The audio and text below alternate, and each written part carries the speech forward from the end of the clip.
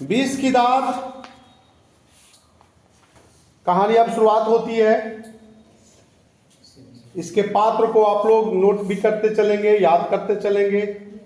सेन साहब, एक व्यक्ति का नाम आया सेन साहब। सेन साहब, हाँ, इसमें सारे तथ्यों को समझते चलेंगे। इसमें जो है क्वेश्चन, सेन साहब की नई मोटर कार बंगले के सामने बरसाती में खड़ी है। बरसाती समझ रहे हो तुम लोग? हाँ, जो उस गाड़ी को ढकने वाला होता है ना, हाँ, तो बरसाती काली चमकती हुई स्टीमल इंड जैसे कोयल, काले कलर का था गाड़ी। कलर कैसी थी इसकी? काला कलर की जो है कोयल घोंसले से कब उड़ जा, मतलब गाड़ी ढका हुआ है, ये जो है कब निकल करके, है ना, ये जो है गाड़ी जो है यहाँ से स्ट्रीम कलर, बहुत अच्छा लग रहा था, बहुत अच्छा। हाँ, सेन साहब को इस कार पर नाज है। नाज समझते हो ना? फक्र। हाँ, बिल्कुल नई मॉडल। रुपया कितने का? 7,500 7,500 में आई। अब कुछ बच्चों को लगेगा 7,500, अरे भाई बहुत पहले जमाने की बात है। अभी 7,500 हो सकता है 70 लाख भी कह सकते हैं, हो सकता है उस जमाने में उसका वैल्यू। काला रंग, चमक ऐसी कि अपना मुंह देख लो उसमें, कहीं पर एक धब्बा भी दिख जाए तो वहाँ पर जो नौकर रहते थे उसको कहता है क्लीनर और सोफर को समझो कि सामत ही समझो, मतलब उस पर आफत ही समझो, मतलब उसको डांट पड़ेगी ही। जहाँ गंदी गाड़ी रही तो डांट पड़ेगी। मेम साहब की सख्त ताकीद है कि खोखा खोखी गाड़ी के पास भटकने ना पाए, है ना। खोखा खोखी हम लोग कहते हैं बेटा बेटी को। लड़कियां तो 5 बड़ी सुशील थी और 5 ठहरी सो और सो भी लड़कियां तहजीब और तमीज की जीती जागती मूरत थी, मतलब बहुत डिसिप्लिन में रहने वाली। इसी को तहजीब और तमीज कहा गया। कब क्या कब बोलना है, कब क्या हंसना है, मुस्कुराना है, मतलब सारे उसमें अदाएं। हाँ, मिस्टर और मिसेस सेन, मिस्टर और मतलब सेन साहब उनकी पत्नी ने उन्हें क्या करना चाहिए यह सिखाया हो या नहीं, लेकिन क्या क्या नहीं करना चाहिए इसकी उन्हें ऐसी तालीम दी है कि बस लड़कियां क्या है, कठपुतलियां हैं। कठपुतली क्या होता है? जैसे करते होता है ना, मतलब जैसे उसके माता पिता कहते उसे सुनती, मतलब इसी बात का उनको गर्व है। वे कभी किसी चीज़ को फोड़ती तोड़ती नहीं, वे दौड़ती और खेलती भी है, लेकिन सिर्फ शाम के वक्त, चूँकि उन्हें सिखाया गया है कि ये बातें उनकी सेहत के लिए ज़रूरी है। वे ऐसी मुस्कुराहट अपनी होठों पर ला सकती है कि सोसाइटी के तारिकाएँ भी उससे कुछ सीखना चाहे। हाँ, तो सीख ले, पर उन्हें खिलखिलाकर किलकारी मारते हुए किसी ने नहीं सुना। कैसे होता है? ऐसे थोड़ी है हंसनी। हाँ, ऐसे हंसने की बात नहीं। हाँ, सेन परिवार के मुलाकाती रश्क के साथ अपने शरारती बच्चों से खींच कर कहते हैं, कभी कभी आते हैं मुलाकात करने के लिए सेन साहब से, तो वो जो आगंतुक लोग हैं वो अपने बच्चा जो जिद करता है तो बोलता है तत् तेरी के, देखो तो एक तुम लोग हो और उधर देखो मिसेस सेन की लड़कियां। मैं उसका बेटा जो भी आया गंतु, उसका लगता है कि फूल का गमला तोड़ दिया है। कह रहा अबे तुम फूल का गमला तोड़ने के लिए बनाए क्या है? तुम लोग के मारे तो घर में कुछ रहता नहीं है। और एक देखो सेन साहब की लड़कियां कितनी डिसिप्लिन में है ना। होता है ना कि उदाहरण पेश किया जाता है। तो जहां तक सेन परिवार की लड़कियों का सवाल है, उनसे मोटर की चमक दमक को कोई खास खतरा नहीं है। वो लड़कियों से मोटर को है ना मतलब कोई खतरा नहीं है। खतरा है तो खोखा से, मतलब उसका बेटा से। खोखा एक ही है और सबसे छोटा, समझिए रहे हो, है ना। तो पांच कितनी बेटियां थी? इसकी बेटी थी 5 और खोखा 1, बेटा 1। अब सुनो, खोखा बोलते हैं हम लोग बंगाल में खोखा, और वो सबसे छोटा, समझ रहे हो ना। आजकल के ज़माने में भी वही है, जिसके घर में एक बेटा है, बेटी देखो बेटा का मान कितना रहता है। हाँ, कुछ भी करे मम्मी उसको बोलेगी नहीं, बेटी को उल्टे डांटेगी। तो ये सब जो है गंदी बात है। या नहीं कि मिसेस सेन अपना और बुढ़ापे का कोई ताल्लुक किसी हालत में मानने को तैयार हो। सेन साहब तो सचमुच बूढ़े नहीं लगते, लेकिन मानने और लगने की बात छोड़िए, हकीकत तो यह है कि खोखा का आविर्भाव मतलब पैदा तब जाकर हुआ जब उसको दोनों दंपति को यह कोई उम्मीद नहीं रह गया था कि अब बाल बच्चा और होते ही, मतलब अंतिम कहानी था। खोखा जीवन के नियम का अपवाद था और यह अस्वाभाविक नहीं था कि वह घर के नियमों का भी अपवाद हो। इस तरह मोटर को कोई खतरा हो सकता था। बिल्कुल सही, खोखा से ही खतरा था भाई, 5 लड़कियों से नहीं है। बात ऐसी ही थी, ये 5 जो है लड़कियां उनकी थी, वो नाम है इनका बारी बारी से, बिल्कुल सही समझी, ईमा, रजनी, शेफाली और चलिए भाई आरती।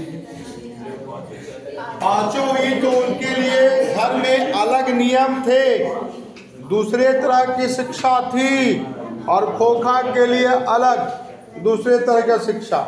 कहने के लिए तो सेनों का कहना था कि खोखा आखिर अपने बाप का बेटा जो ठहरा, उसे तो इंजीनियर होना है, अभी से उसके लक्षण दिखाई पड़ते हैं, इसलिए ट्रेनिंग भी वैसे ही दी जा रही थी। बात यह है कि खोखा के दुर्ललित स्वभाव के अनुसार ही सेनों ने सिद्धांतों को भी बदल दिया। अक्सर ऐसा होता कि सेन परिवार के दोस्त आते, भड़कीले ड्राइंग रूम में बैठाते और बातचीत के लिए विषय का अभाव होने पर चर्चा निकल पड़ता कि किसका लड़का क्या करेगा। बेटा हमारा ऐसा काम करेगा, मगर ये तो कोई न जाने है मेरी मंजिल है कहाँ। और ये लड़का की बात हो रहा है कि उसका बेटा, जो भी आते थे मिलने के लिए, ये जो बात होती थी कि मेरा अगला का बेटा क्या करेगा, बात स्वाभाविक है। जब बड़े बुजुर्ग एक साथ बैठते हैं तो अपने अपने परिवार में है ना कि बातें चलती है, ये तो निश्चित है। तुम्हारा बेटा क्या कर रहा है जी? मेरा बेटा तो जो ऐसा ही है, रोड साहब, मेरा बेटा तो बातें नहीं मान रहा है। तब सेन साहब बड़ी मौलिकता और दूरदर्शी के साथ फरमाते हैं, वह तो अपने लड़के को अपने ढंग से ट्रेंड कर रहे हैं और करेंगे क्या, कर रहे हैं। अरे बारे वाह, आजकल की पढ़ाई लिखाई तो फिजूल है, वह तो उसने अपनी तरह बिजनेसमैन या इंजीनियर बनाना चाहते हैं। अब देखिए ना, सेन साहब कहते हैं खोखा 5 साल का हो रहा है, लोग कहते हैं उसे किंडरगार्टन स्कूल भेज दो, लेकिन मैंने अभी यही इंतज़ाम किया है कि कारखाने की बढ़ई मिस्त्री 2-1 घंटे के लिए आकर उसके साथ कुछ ठोक पीट किया करे। मैंने ट्रेनिंग दे रहे हैं कि पढ़ाई के साथ इससे बच्चों की अंगुलियां अभी से औजार पकड़ने के लिए वाकिफ हो जाएंगे। बाकी मतलब जान रहे कैसे पकड़ो, लकड़ी काटने वाला मशीन है ना, अभी से। अब क्या रहेगा जी, हिंदुस्तानी लोग तो यही नहीं समझते। एक दिन की वाकया है कि ड्राइंग रूम में सेन साहब के कुछ दोस्त बैठे गपशप कर रहे थे। उनमें एक साहब साधारण हैसियत के अखबारनवीस थे और सेनों के दूर के रिश्तेदार भी थे। समय साथ में उसका लड़का भी था, जो था तो खोखा से भी छोटा पर बड़ा समझदार और होनहार मालूम पड़ता था। लड़का किसी ने उसकी कोई हरकत देखकर उसकी कुछ तारीफ कर दी और उस साहब से पूछा कि बच्चा स्कूल तो जाता ही होगा। इसके पहले कि पत्रकार महोदय कुछ जवाब देते, सेन साहब ने अपना शुरू कर दिया। मैं तो खोखा को इंजीनियर बनाना जा रहा हूँ, और वे ही बातें दोहराते ही थकते नहीं थे। पत्रकार महोदय चुप मुस्कुराते रहे। अच्छा। जब उसे फिर पूछा गया कि अपने बच्चे के विषय में आपका क्या ख्याल है, तब उन्होंने कहा कि मैं चाहता हूँ कि वह जेंटलमैन जरूर बने, और जो कुछ बने उसका काम है, उसे पूरी आज़ादी रहेगी। ये कौन बोल रहे हैं? दो जो आगंतुक आए हुए थे। अखबारनवीस के बेटा के बारे में बात हो रही है। ये वाला ऊपर तो बोलवे किया कि हम इंजीनियर बना रहे हैं, लेकिन ये लाइन किसने बोला? चलिए देखो जी, ये जवाब जो दिए वो अखबारनवीस जो है, अखबारनवीस, ये अच्छा था जवाब कि हाँ भाई कुछ बने चाहे ना बने, जेंटलमैन तो जरूर बने ना। अरे को ये जेंटलमैन, अरे जेंटलमैन बनना चाहिए, अच्छा बनना है। सेन साहब के इस उत्तर के शिष्ट और प्रछन्न व्यंग पर ऐठ कर रह गए वो। तभी बाहर शोरगुल, ये घर है, घर में यहाँ पर बैठ करके बातचीत हो रही थी, और तभी बाहर में जो गाड़ी लगाए हुए थे, यहाँ पर गाड़ी जो लगी हुई थी, ये गाड़ी की बात होने जा रही है। यहाँ से गाड़ी जो है, ये आए थे यहाँ पर भी, है ना, तो बाहर में गाड़ी लगी हुई थी। अब सुनिए, बाहर शोरगुल सुनकर सेन साहब उठने लगे। बाहर हल्ला हो रहा है। अब हल्ला क्या हो रहा है, तो उसके मित्रों ने भी जाने की इच्छा प्रकट की। यहाँ जो बैठे हुए थे प्रकट की। बाहर सेन साहब का सेफर, ये सोफर जो होता है सफाई करने वाला, ये सोफर ने क्या किया? सोफर सुनिए, सोफर एक औरत से उलझ रही है, एक औरत से उलझ रही है, औरत से उलझ रही है। औरत के पास एक 5-6 साल का बच्चा था, छोटा बच्चा खड़ा था, जिसे वह रोकने की कोशिश कर रही थी। ये औरत क्योंकि बच्चा बार बार वह सोफर की ओर अटैक कर रहा था, झपट रहा था। सेन साहब को देखकर, सेन साहब यहाँ से निकले, सेन साहब को देखकर औरत तो सहम गई। सोफर ने साहब की ओर बढ़कर अदब के साथ कहा कि देखिए साहब, ये बोला सोफर कि देखिए साहब, मैंने साहब मदन को, ये बच्चा का नाम क्लियर हो गया, मदन को मदन को गाड़ी छू रहा था, गाड़ी गंदी हो जाती, मैंने मना किया तो लगा कहने जा, तो मैं उसे पकड़कर अलग कर दिया। इस पर मुझको मारने दौड़ा। लड़का है ना मदन। अब उसकी माँ भी आकर खामखा मुझसे उलझ रही है। ये कौन बोल रहा है? सोफर बोल रहा है। मदन की माँ कुछ कहना चाहती थी, लेकिन सेन साहब के सटे होठों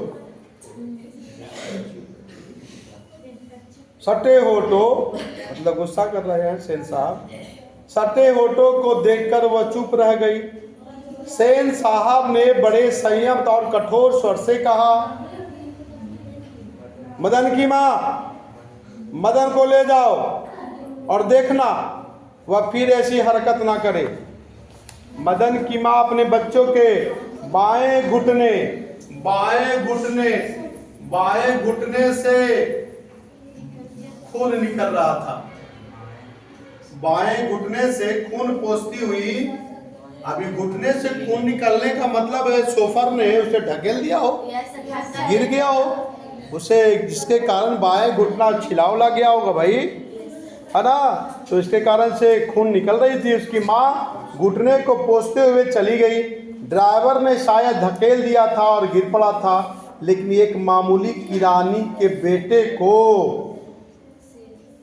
सेन साहब के ड्राइवर ने धक्का दे दिया और उसे चोट आ गई। तो आखिर कौन सी ऐसी बात हो गई? किरानी का ना बेटा है। ठीक इसी वक्त मोटर के पीछे, है ना, यहाँ पर खटखट की आवाज आ रही है। वहां आवाज सुनकर सेन साहब लपके, सोफर भी दौड़ा, देखा यहाँ जो है ये है ना, लोग सीढ़ियों से उतारकर अपनी गाड़ियों की ओर चले। सभी ने देखा कि सेन साहब खोखा को गोद में उठा करके हल्के से मुस्कुराहट के साथ डांट रहे। ऐसा क्यों करते हो, ऐसा क्यों करते हो? मोटर के पिछली बत्ती का लाल शीशा चकनाचूर हो गया, क्योंकि अभी से हथौड़ी हाथ में दे दिए थे ना। उनके हाथ की अंगुलियां हथौड़ी कैसे पकड़ता है उसका जात उनके शीशा पर कर रहा था खोखा। अब खोखा क्या कर दिया? चकनाचूर कर दिया शीशा, है ना, पिछले वाला लाइफ को खत्म कर दिया भाई। सेन साहब ने अपने मित्रों को संबोधित करते हुए कहा, देखा आप लोगों ने, बड़ा शरारती हो गया है। और एक दूसरका भी तोड़वा लीजिए, दूसरका भी तोड़वा लीजिए। सेन साहब ने मित्रों को संबोधित करते हुए कहा, देखा आप लोगों ने, बड़ा शरारती हो गया है कासू। हाँ खोखा, हाँ कासू बहुत। एक लड़का यहाँ पर लड़का है मदन लाल का बेटा ही है। अभी थोड़ा सा लड़का जो है जो वहाँ पर हाँ, इसका नाम था क्या?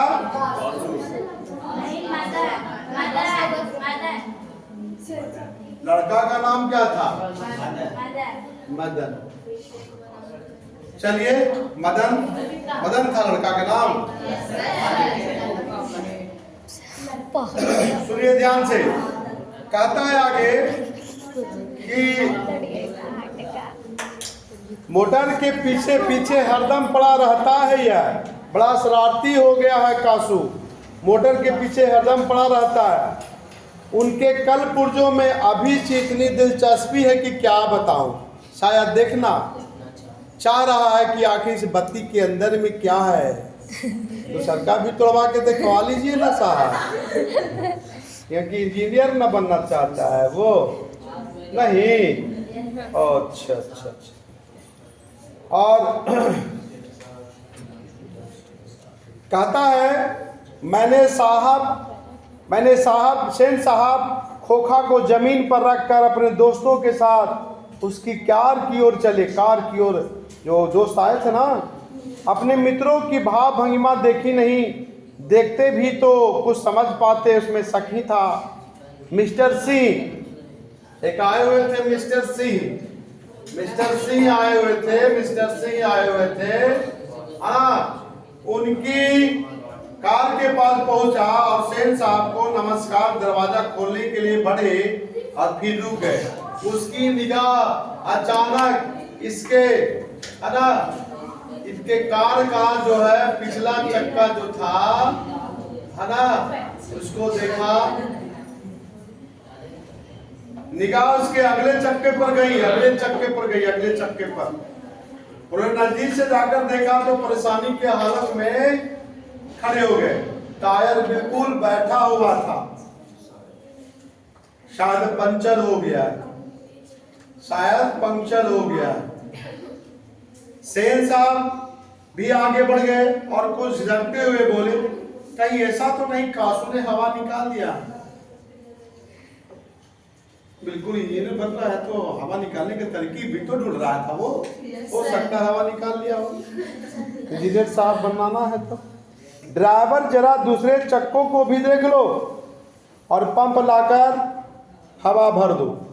और हाँ, कुर्सियां को ला करके लॉन में रख दो। यहाँ पर कुर्सी ला करके जरा रख दीजिए ताकि इस पर बैठ करके हम लोग थोड़ा बात कर नहीं।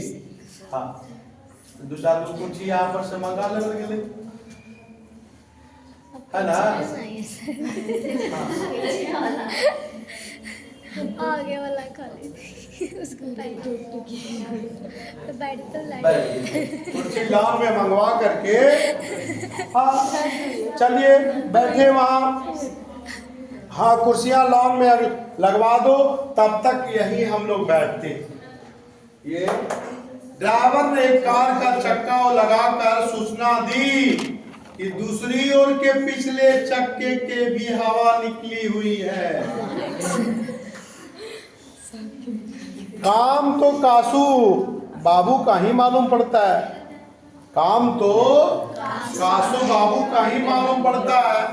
इधर ही खेल रहे थे, शोकर ने बताया और पंप लाने चला गया। मुखर्जी साहब गाड़ी, इसमें गाड़ी और थी, ये मिस्टर से है ना, और गाड़ी थी एक मुखर्जी साहब का मुखर्जी है ना। मुखर्जी साहब की गाड़ी सकुशल थी और वो अपने और पत्रकार महोदय के परिवार के साथ वो ये चल पड़े, ये चले गए। सेन साहब और मिस्टर सिंह यहाँ बैठे कुर्सी पर आपस में बात कर रहे थे। बातों के सिलसिले में ही सेन साहब ने बतलाया कि कासू ने इधर चक्कों से हवा निकालने की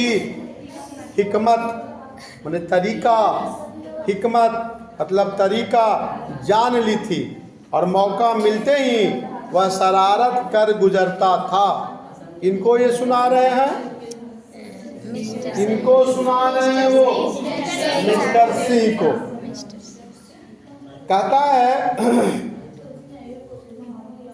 उनका अपना ख्याल था कि उसकी इन हरकतों को देखकर तो वह साफ मालूम होता है कि इंजीनियरिंग में उनकी अभी भी दिलचस्पी है। इसी तरह की दूसरी बेमतलब की बातें वो होती रही जब तक कि चक्कों में पंप नहीं हो जाता, हवा नहीं भरा जाता, मिस्टर सिंह रुखसत नहीं हो गए। मिस्टर सिंह रुखसत मतलब चले नहीं, तब तक यही बातें होती रही। सेन साहब अंदर लौटते ही वेरा को, हो सकता वेरा बना नौकर को, वेरा को नौकरानी जो है वेरा को ये सेन साहब का बहुत बड़ा बाउंड्री था जी। इस बाउंड्री में मदन के पिता, लड़का का नाम था मदन है ना, इसके पिता का नाम था गिरधर लाल। पढ़ाई हो गई है क्या? गिरधर लाल को जो उसकी फैक्ट्री में किरानी था और अहाते के कोने में इसका आउट हाउस में रहता था।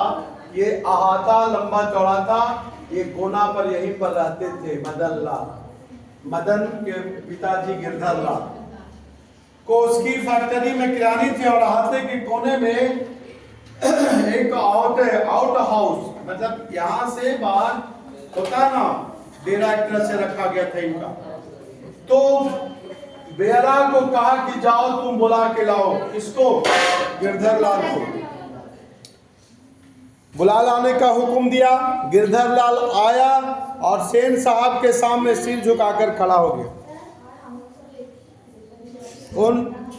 गिरधर लाल। गिरधर लाल जैसे खून के जुर्म में कैदी जज के सामने खड़ा रहता है। गिरधर लाल आया बेचारा। सेन साहब ठंडी बिलौस आवाज में, बिलौस आवाज माने कड़े स्वर आवाज में कहना शुरू किया, देखो गिरधर, मदन आजकल बहुत शौक हो गया है। मैं तुम्हारी और उसकी भलाई चाहता हूँ। गाड़ी को गंदा किया जो अलग, और मना करने पर ड्राइवर को मारने के लिए दौड़ा और मेरे सामने डरने के बदले उसकी ओर झपटता रहा। ऐसे ही लड़के आगे चलकर गुंडे, चोर और डाकू बनते हैं। गिरधर लाल कभी कभी जी जी जी जी का जवाब कह देता। सेन साहब का भाषण जारी था। उसकी हालत क्या होती है कि तुम जानते ही हो। उसे संभालने की कोशिश करो। फिर ऐसी बात अगर हुई तो अच्छा नहीं होगा। तुम जा सकते हो। उस रात गिरधर लाल के क्वार्टर से आते हुए मदन के चित्कार में सेनों की आरामदेह शयनागार गूंज गया। गया गिरधर लाल और बेटा मदन को खूब मारा। वहां से चिल्ला रहा बेचारा पिटाई से। गिरधर लाल अपने बेटा को पिटाई किया कि यहाँ से आवाज यहाँ उनके घर पर भी आ रहा है ना। तो सुनिए क्या है भाई कि अपना शयनगार में घुस गया। उसकी आवाज पूरा जोर से चिल्ला रहा है। आराम में खलल पड़ने के से कुछ झुझलाकर पिता सेन ने धर्मपत्नी से, अब शाम के वक्त था, दोनों यहाँ पर थे लेटे हुए बेड पर लेटे हुए थे। इधर पीछे है ना उसकी पत्नी और ये। सुनिए, आराम में खलल पड़ने के झुझलाकर पिता सेन ने धर्मपत्नी से कहा, समझदारी की बात कही। धर्मपत्नी से बड़ी समझदारी की है ना, बड़ी समझदारी की बात कही कि गिरधर लाल तो खुद समझदार है, आदमी है। उसकी बीवी ने, ये बोल रहे हैं मिस्टर सेन, कि उसकी बीवी ने उसे बिगाड़ दिया। ये कौन बोल रहे हैं? भैया वहां सुन करके आवाज यासेन साहब बोल रहे हैं कि उसकी बीवी ने वो बच्चा को बिगाड़ दिया, मदन को। मदन की यही दवा है, मेरी तो तबीयत हुई थी कमर के खाल उजाड़ दूं, ये बोल रहे हैं। गिरधर ने ऐसी कड़ाई की तो शायद वो ठीक हो जाए। Spare the rod and spoil the child. है ना? Spare the rod and spoil the child. ये बात अंग्रेजी में बोल गए।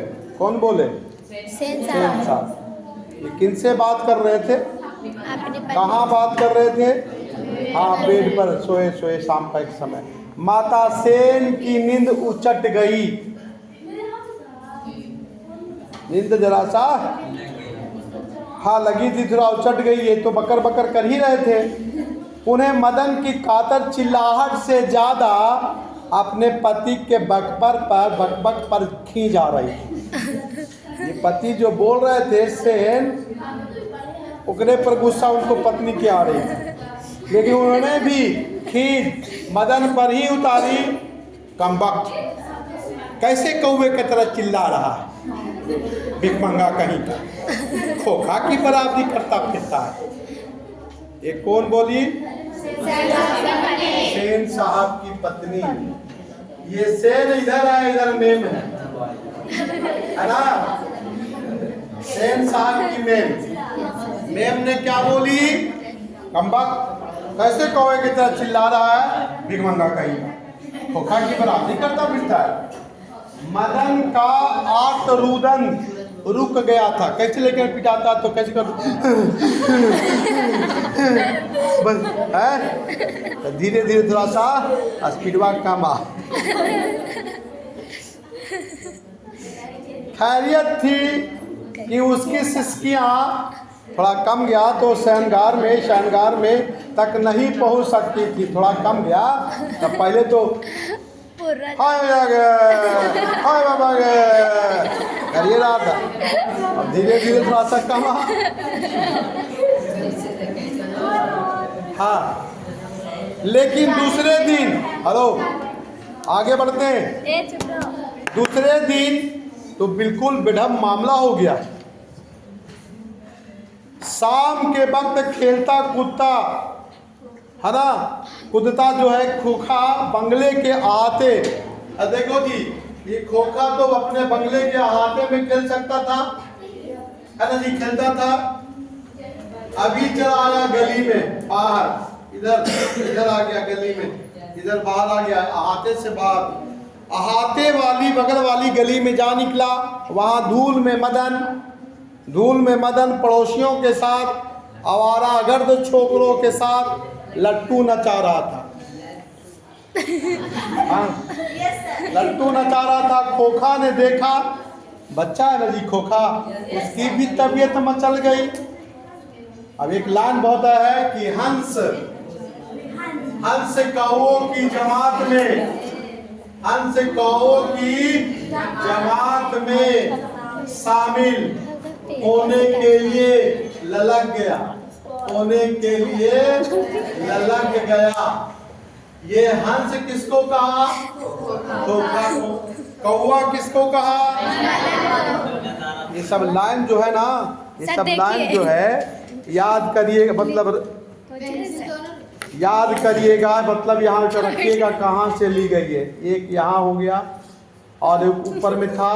ऐसे ही लड़के आगे चलकर चोर डाकू गुंडे बनते हैं, ये सब जो है, तो ये सब। लेकिन आदत से लाचार उसने बड़े रौब से कहा,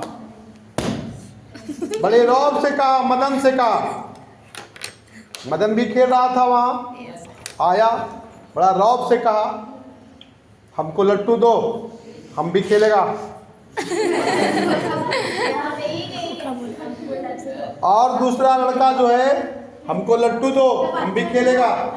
दूसरे लड़कों को कोई उग्र नहीं थी, मतलब उसको कोई मतलब नहीं था, चलो भाई खेलो तो खेलो। रौब से मदन ने कहा, है ना, खास उग्र नहीं था छोटे दूसरे बच्चों को।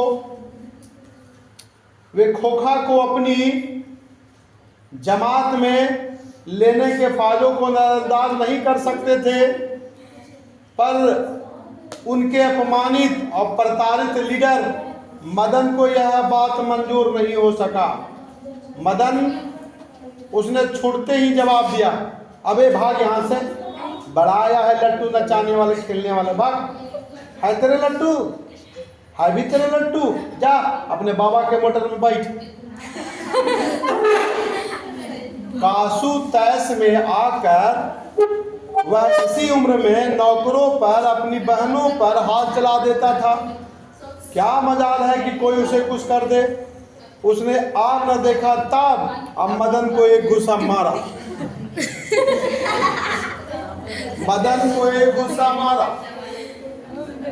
अब चोर डाकू गुंडा होने वाला मदन भी कब मानने वाला था। वह झट से कासू पर टूट पड़ा और दूसरे लड़के जरा हट कर दोनों की लड़ाई देख रहा था।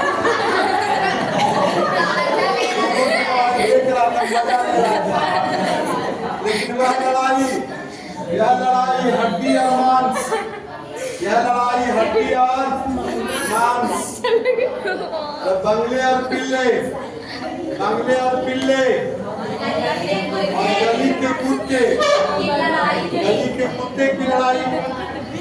अहाते में अगर वही लड़ाई होती, इसके बाउंड्री वॉल में अगर लड़ाई होती तो कासू शेर हो जाता।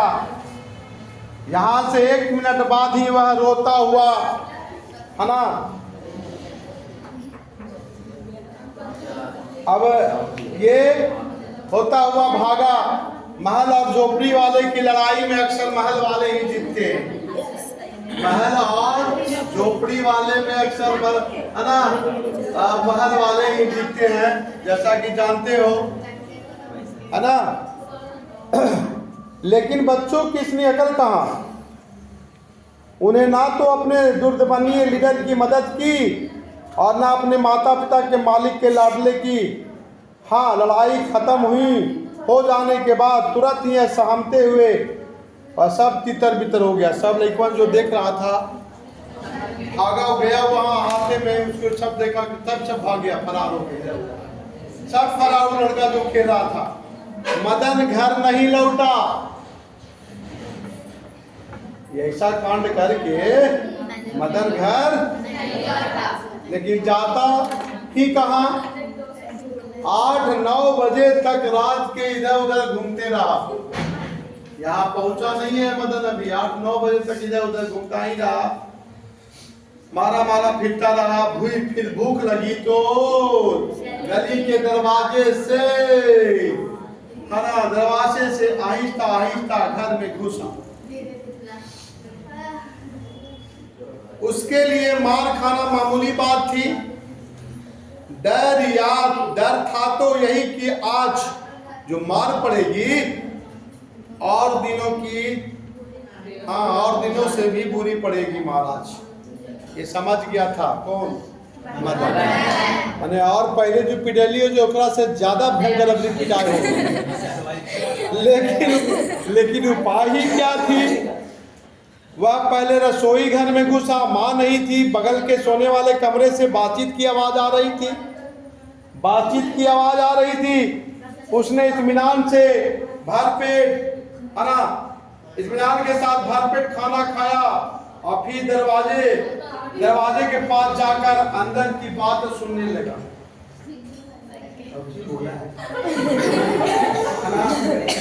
ये सुनने का कोशिश करने लगा। उसे बड़ा ताज्जुब हुआ है। उसके बाबूजी गरज तरज नहीं रहे थे। उसकी अम्मा ने कोई बात पूछी तो उसे वह ठीक से सुन नहीं रह सका। तो उसके बाबू ने झल्लाकर कहा, अरे भाई बतलाया तो। साहब ने सिर्फ यही कहा, आज से तुम्हारी कोई ज़रूरत नहीं है। कल से मकान छोड़ देना और अपनी तनख्वाह ऑफिस में ले जाना। मदन के काम की बात कोई नहीं हो रही थी। मदन के काम की बात कि अभी कितना मार पड़ता हो, कहाँ गेलो है ना, ऐसा कुछ बात नहीं हो रही थी। उसकी सजा की तजवीज़ होती रहती। यहाँ भाई मेरे बारे में बात होती रहती तो हम ध्यान से सुनने की कोशिश भी करता। वह दबे पांव बरामदे में रखी चरपाई की ओर तरह सोने के लिए चला तो अंधेरे में पैर से लोटा में लग गया। लोटे की टन की आवाज़ सुनकर गिरधर बाहर निकला और मदन की अम्मा भी उसके साथ थी। मदन चौंक कर घूमा और मार खाने की तैयारी में अपने हाथों को छाती से लगाकर, अरे पिट तो आओ कुछ ना, वैसे बांध कर ऐसे खड़ा हो गया कि अब तो बदड़बे कर तो नहीं लेकर के हुआ। कभी कभी मम्मी बेचारा खड़ा हो गया।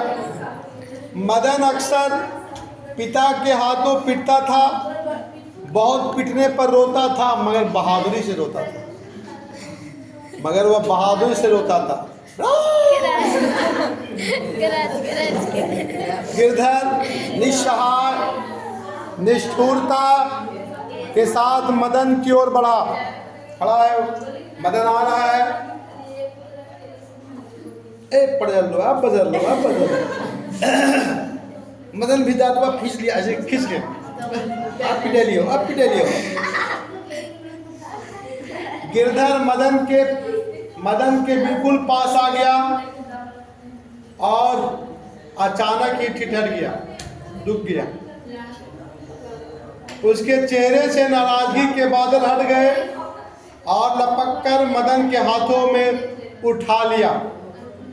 मदन का हक्का पक्का हो आज पिटाए हुए के जगह पर दुलार हो गया। मदन हक्का बक्का अपने पिता की ओर देख रहे थे। उसे याद नहीं है कि उसने पिता ने कब इतना लाड़ प्यार दिया। अगर किया भी था तो गिरधर उसकी बेपरवाही, उल्लास और गर्व से बोल रहा था। ये गिरधर बोल रहा था, जो किसी के लिए नौकरी से निकाले जाने पर मुमकिन हो जाता। उन्होंने क्या कहा गिरधर ने? शाबाश बेटा शाबाश, एक तेरा बाप है और जो तूने तो खोखा के दो दांत झाड़ दिया। बताइए तो डालें। इस प्रकार